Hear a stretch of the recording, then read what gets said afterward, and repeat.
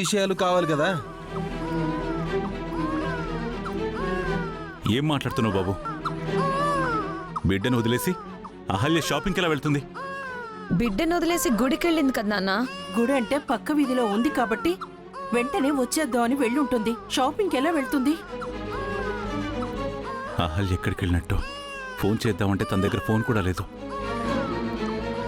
లాభం లేదు. అహల్యతో పెద్దావిడ అగ్రిమెంట్ రాయించుకున్న విషయం వీళ్లతో చెప్పాలి.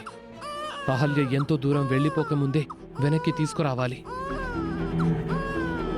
రాజు, అహల్య మార్కెట్కి ఏమైనా వెళ్ళిందేమో. ఓసారి మార్కెట్ దాకా వెళ్ళి చూసొస్తావా? లేదమ్మా, నిన్ననే కూరగాయలన్నీ తీసుకొచ్చాను. ఆ విషయం అహల్యమ్మ కూడా తెలుసు. ఆవిడ గారేమీ సంతకి వెళ్ళుండదు. ఖచ్చితంగా షాపింగ్కే వెళ్ళుంటుంది. చీరలు కొనడానికి వెళ్ళిందో లేక నగలు కొనడానికి వెళ్ళిందో? సార్, మీ అందరికీ ఓ విషయం చెప్పాలి. ఏంటి రాజు? అహల్యమ్మ ఇంటి నుంచి వెళ్ళిపోయింది సార్.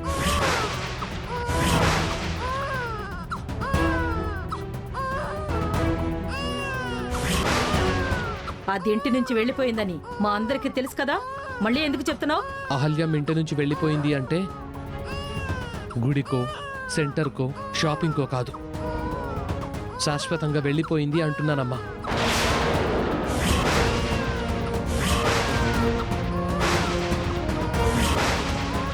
ఏం మాట్లాడుతున్నావు రాజు? అహల్య శాశ్వతంగా వెళ్ళిపోవడం ఏంటి? అవును మేడం, అహల్యమ్మ గారు శాశ్వతంగా ఇంటి నుంచి వెళ్ళిపోయారు. అందు కారణం ఎవరో కాదు, ఇదిగో ఈ పెద్దావిడ గారే.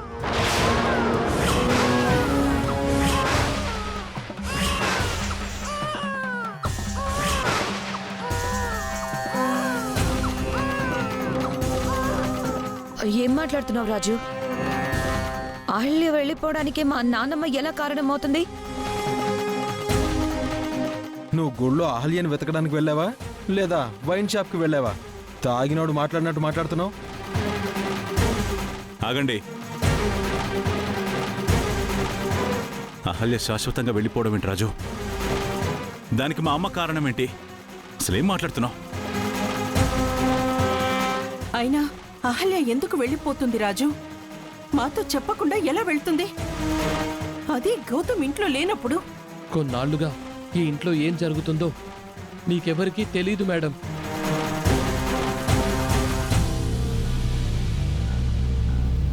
అహల్య ఇంట్లో ఉండటం పెద్దావిడ గారికి అస్సలు ఇష్టం లేదు.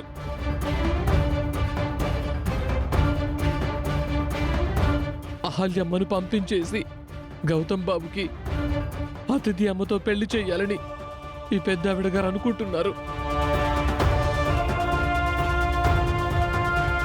అందుకే బిడ్డ పుట్టగానే అహల్యమ్మ బిడ్డని గౌతమ్ బాబుని వదిలేసి ఇంట్లో నుంచి వెళ్ళిపోవాలని పెద్దావిడ గారు కండిషన్ పెట్టారు సార్. ఆ విధంగా అహల్యమ్మ గారితో ఒక లెటర్ రాయించి సంతకం కూడా తీసుకున్నారు.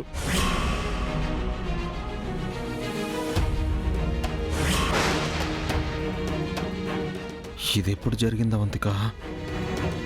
అదే నాకు అర్థం కావట్లేదండి. అందుకే అహల్యమ్మ గారు మీతో ఎవరికి చెప్పకుండా పసిబిడ్డను వదిలేసి గౌతమ్ బాబు ఇంట్లో లేనప్పుడు ఇంటి నుంచి శాశ్వతంగా వెళ్ళిపోయారు సార్. ఏంటమ్మా, రాజు చెప్పేది నిజమేనా? మీరు అహల్యని ఇంట్లో నుంచి వెళ్ళిపోమ్మన్నారా? చెప్పండి అత్తయ్యా. వాడేదో వాగితే మీరు నన్ను నిలదీస్తారేంటి? రే బంగారాజు, నీ నోటికెంతొస్తే అంత మాట్లాడతావేంట్రా? కొట్టేనంటే పళ్ళు రాలుతాయి. మీరు కొట్టినా చంపినా నేను నిజమే చెబుతున్నానండి. మీరు కావాలనే అహల్యమ్మకి అన్యాయం చేస్తున్నారు. ఈ విషయం నాకెప్పుడూ తెలుసండి. ఆ విషయం నీకెప్పుడో తెలిస్తే ఇప్పటిదాకా మాతో ఎందుకు చెప్పలేదు రాజు? అహల్యమ్మ నిజంగా ఇంట్లోంచి వెళ్ళిపోతుంది అనుకోలేదు సార్. అందుకే మీతో చెప్పలేదు. ఊరికే మా నాన్నమ్మ పైన నిందలు వెయ్యకు రాజు. అది నిజమని నువ్వు నిరూపించాలి. పెద్దావిడ అహల్యని ఇంట్లో నుంచి పంపించింది అనడానికి నీ దగ్గర సాక్ష్యాలు ఏమైనా ఉన్నాయా? చెప్పు. సాక్ష్యం ఏంటి సాక్ష్యం? అయినా అహల్యని పంపించాలని నాకేంటి అవసరం? వీడేదో వాగుతున్నాడు. వీడి మాటలు నమ్మకండి. అదే ఎక్కడికో వెళ్ళింది.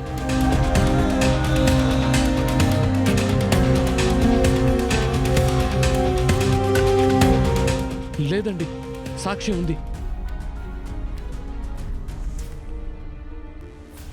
అహల్యమ్మ గారితో ఈవిడ లెటర్ రాయించుకొని సంతకం పెట్టించుకున్న లెటర్ ఒకటి పైన అహల్యమ్మ గదిలో ఉంది.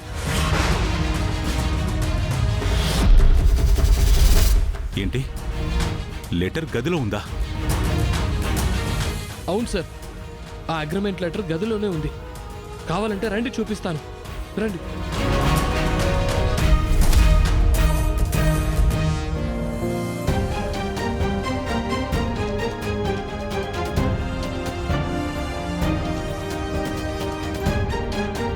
ఆ రోజు అది సంతకం పెట్టిన అగ్రిమెంట్ పేపర్ గాలికి ఎగిరిపోయింది. మళ్ళీ కనిపించలేదు. అది భద్రంగా దాచిపెట్టుకున్నట్టుంది.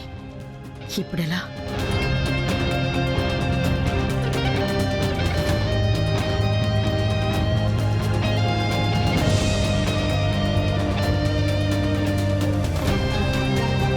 ఎక్కడ బంగారాజు ఆ లెటర్? చూపిస్తాను సార్.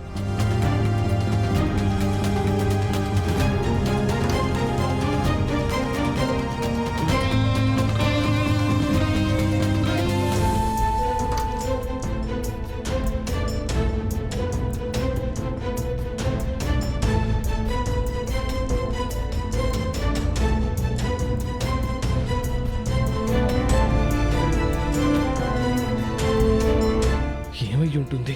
లెటర్ ఇక్కడే పెట్టింది కదా. రాజు, లెటర్ ఎక్కడా? లెటరు అది లేదమ్మా, కనిపించట్లేదు. అహల్యమ్మ తనతో పాటు ఆ లెటర్ తీసుకెళ్లిపోయిందేమో.